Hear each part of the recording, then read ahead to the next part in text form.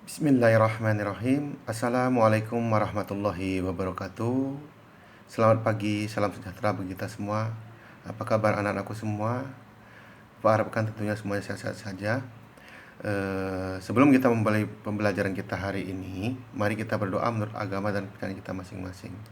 Berdoa, mulai.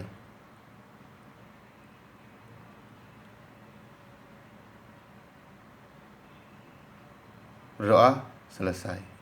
Baik anak-anakku semua, kalau minggu kemarin kita masih menyelesaikan bab 1 tentang pembagian kekuasaan ya. Tentunya anak-anakku masih ingat pembagian kekuasaan itu ada 3 menurut John Locke dan menurut Montesquieu ya. Eksekutif, legislatif, eksekutif, dan yudikatif. Itu menurut Montesquieu ya. Dan pembagian kekuasaan di Indonesia tentu ada beberapa kemarin itu anak-anakku tentu harus ingat ya. Nah, sekarang kita akan masuk ke bab kedua, yaitu ketentuan Undang-Undang Negara Republik Indonesia tahun 1945 yang mengatur wilayah negara, warga negara, dan pertahanan. A. Wilayah Negara Kesatuan Republik Indonesia. Tujuan pembelajarannya adalah yang pertama, anak-anakku diharapkan dapat menjelaskan pengertian dan hakikat negara. Yang kedua, menjelaskan wilayah negara Kesatuan Republik Indonesia. Yang ketiga, memahami kedudukan warga negara dan penduduk Indonesia. Baik, yang pertama kita akan bahas tentang pengertian negara. Apa sih negara? Bapak ambil contoh pengertian negara menurut Kamus Besar Bahasa Indonesia ya. Ada 2 pengertian. Yang pertama adalah negara merupakan organisasi di suatu wilayah yang mempunyai kekuasaan tertinggi yang sah dan ditaati rakyatnya. Yang kedua, negara adalah kelompok sosial yang menduduki wilayah atau daerah tertentu yang diorganisir di bawah lembaga politik dan pemerintahan yang efektif, mempunyai satu kesatuan politik, berdaulat sehingga berhak menentukan tujuan nasional. Yang kedua, hakikat negara ya. Menurut Miriam Budiarjo tahun 1944, sifat hakikat negara mencakup hal-hal sebagai berikut ya. Yang pertama, A. Sifat memaksa. Wah, negara itu mempunyai sifat memaksa. Yang B. Sifat monopoli ya. Yang terakhir C. Negara mempunyai sifat mencakup semua, all embracing namanya ya. Yang ketiga adalah wilayah negara. Wilayah negara merupakan unsur mutlak suatu negara sebagai tempat berhuninya negara dan tempat berlangsungnya pemerintahan yang berdaulat. Wilayah suatu negara secara umum dapat dibedakan atas wilayah daratan, wilayah lautan, wilayah udara, dan wilayah ekstrateritorial. Oke. Batas wilayah negara Kesatuan Republik Indonesia ya. Indonesia memiliki batas-batas tertentu untuk wilayahnya. Indonesia merupakan negara maritim, yang mana 2/3 luas wilayah Indonesia adalah lautan ya.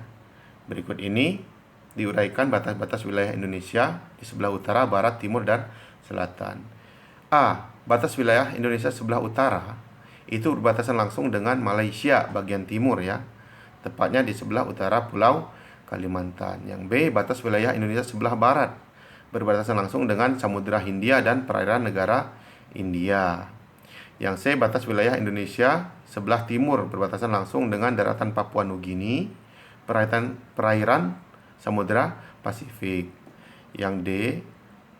Batas wilayah Indonesia sebelah selatan berbatasan langsung dengan wilayah darat Timor Leste, perairan Australia, dan Samudra Hindia, di mana Timor Leste ini dulu pernah menjadi bagian dari negara kita, yaitu Negara Kesatuan Republik Indonesia ya.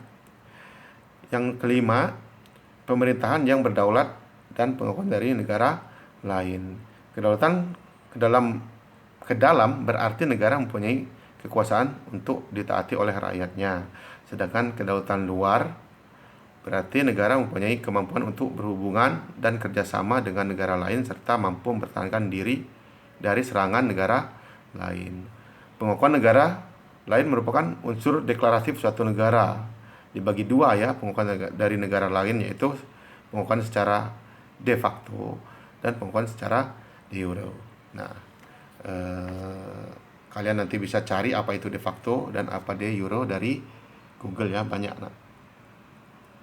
Nah, sebelum kita akhiri pembelajaran kita mengenai negara dan wilayah negara, batas negara ya.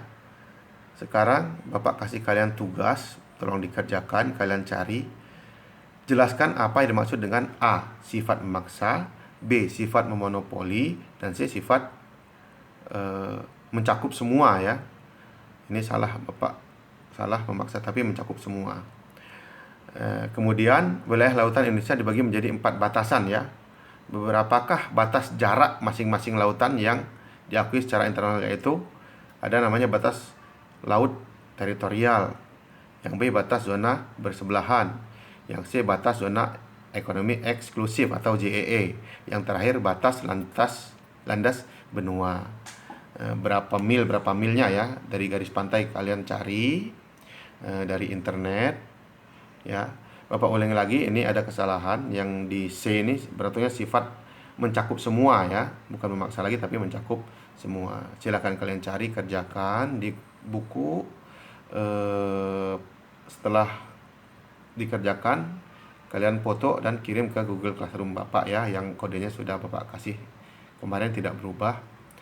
Selamat mengerjakan. Terima kasih atas perhatiannya. Ketemu lagi minggu depan. Mohon maaf atas kesalahan. Assalamualaikum warahmatullahi wabarakatuh.